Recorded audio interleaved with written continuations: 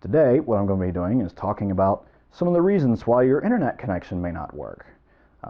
Here's our handy-dandy cable modem, which looks all well and good. We've got a proper connection to our internet service provider. We seem to be getting data transmitted back and forth, as we can see with our intermittent blinking lights. A lot of times, the answer is really simple. This tab on the bottom of the cable here that is supposed to hold it in, just like a phone line, will often be broken or come loose. Always make sure that it's connected properly and that it's plugged in completely. Even if that's clicked in properly, you may not be able to get your favorite website, your sports scores, your weather, what have you.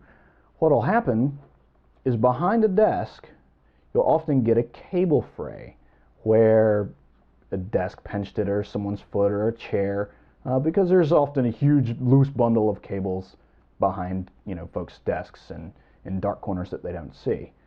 So always make sure to check each cable and replace it with another one when trying to troubleshoot and figuring out exactly why you can't get your email or check the weather. All right, now that's what I've got for that. Plug it in. Plug it into the iMac so I can get a cutaway. Oh, plug it in? Watching me cut it in? Yeah. Or watching me connect it? You're going to watch you connect it. How about I use my left hand for that instead of reaching over my right? That's a bad habit. All right, you ready? Now plug it in. Okay, now hold the fray. Get as close as I can to that one. Hopefully you can see some of the shiny copper bits.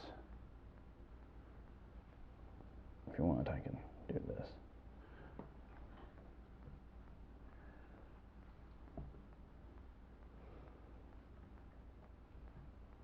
Typically a replacement is the best.